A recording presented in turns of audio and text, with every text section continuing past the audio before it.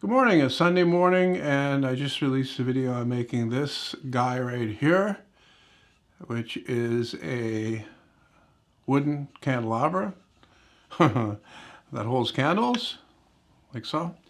And this project was on my list of possible projects for a very long time, or you could say from the time I started on YouTube, because like I said in the video, I made a few of these back in the early 90s and sold them at a craft fair.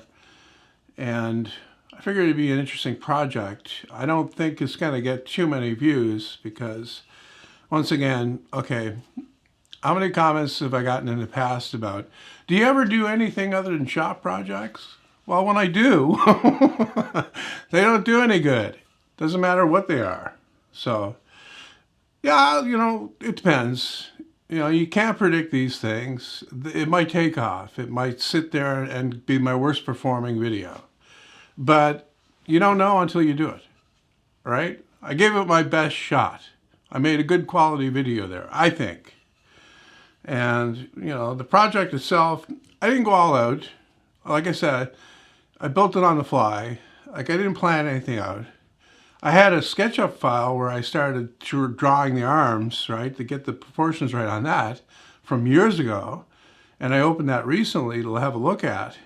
But I didn't go any further than that. I just, I came out, I did the arms first, cut out the plywood after laying it out, knowing the proportions roughly, which is around 5 by 3 for this block. So I used Baltic birch plywood. And if you like, another way is to use bent lamination, which is very tricky. And I did that for the very first one I made, and I wouldn't do it again. The ones that I made after were actually made from plywood that I made myself. I made 6-layer plywood from the wood that I made them from. I made two from maple and 2 from walnut at the time, like 4 of them. And it's one of those things, right? It's one of those projects you just, if you're looking for something to do, you can do this. If you're, into that kind of thing. You have a lathe, that's collecting dust. Of course, mine's covered with dust now because I never cleaned it off and there's a big pile on the floor. Anyway, so, like I said also in the video, I think there's inserts. Now, I might be dreaming this. I didn't bother to look it up. But I'm pretty sure there are inserts that you can get that for standard candles like this. I think this is a 1-inch candle and it has this, tapered base. So you would drill a hole in the thing and you would put the insert in, made from brass or whatever. And it would hold the candle better. It might even have a spike in the bottom, right? Like some of those things do. So that's worth looking into if you want to do it seriously. Like I said, I just came out, quickly did it. It didn't take any more than a few hours.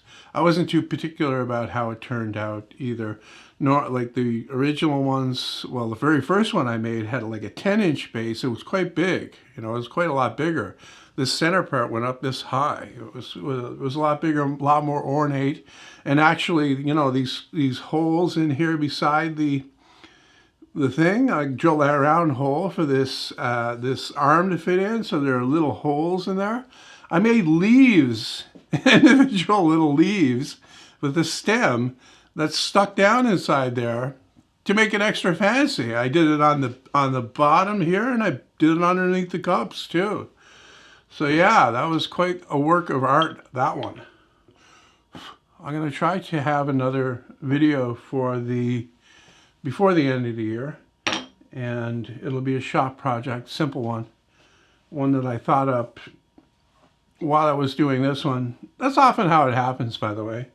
If you're doing something and you're thinking about things and you're like, if you run up against a problem that you're having, although that wasn't the case here, I was thinking about something else. I actually watched the video and it kind of got the wheels turning. And you run up against a problem and you try to solve it. You think about ways to solve it, and that might lead to a shop project. Very much like this one right here, which was always a problem. I got my stuff peeling off on the bottom. That stuff is not sticking properly. That was always a problem with this full sheet, sticking it down, right? And this solved it nicely. And I've used it a couple of times since then. So that's the way that works, or at least for me anyway. When I'm doing a project, I'm thinking about other things.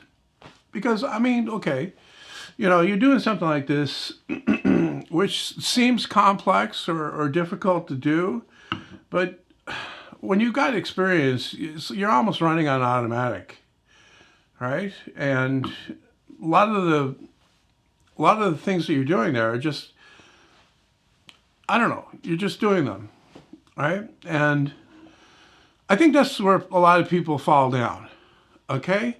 When it comes to woodworking, especially, and people that get interested in woodworking, and they come at it from a technical, or I don't know, almost like an academic type of understanding, or they look at the details too much. They look at the small stuff too much.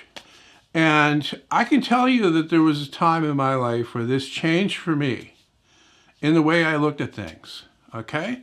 And I can pinpoint it exactly.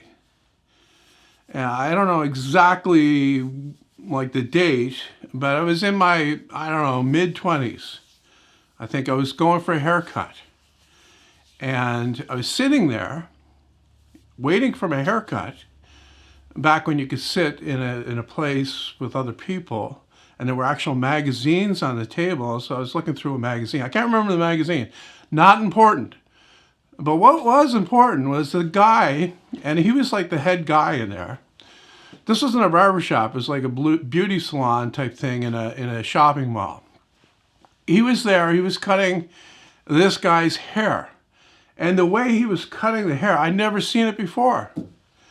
He had the comb in one hand and he had the scissors in the other, and he was taking the comb and he was like combing up the hair, like lifting up the hair and snipping it off. Real freestyle like that. Like no precision at all. No attempt to get everything straight or anything like that. He was just taking the comb, running it up, slipping it off, you know, looking this way, snip a bit more off. And in the end, because he had finished the guy's hair in like no time at all, the guy's hair looked great. You know, I'm one to judge guys' hair, but that made me think, not at the time, I have to be honest, not at the time, but every time since then, really, that's been like tumbling around in my head. The way that he cut that guy's hair, how freestyle he was with it, how confident he was with it, how he knew the results that he was going to get. Didn't have to be ruler perfect, okay? It's like this thing right here.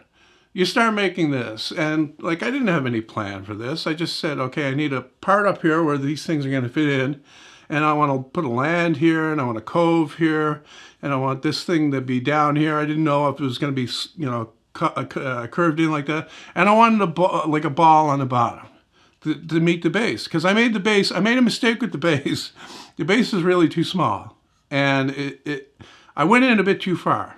And I'm over there just, you know, daydreaming about other things, and I'm doing that, and I went in a bit too far. So I said the way to fix that is to make a ball on the bottom, and that will look deliberate, okay? So freestyle, you know, woodworking is an art more than anything else. Woodworking is an art. You can't look at it. Okay, you have to in some regards, because there are, like, it is very technical, and there are some very technical things that you need to know. But woodworking itself is an art, and it should be approached that way. You should be approaching it like that guy cutting hair. Take the comb, run it up the side of the head, snip off, and be happy. The knowledge of life is so poor. Science has progressed so far, and yet the average person's knowledge of science has degraded because they're being told all these lies, that carbon dioxide is poison, when in fact it is the primary food for all life, and there isn't enough of it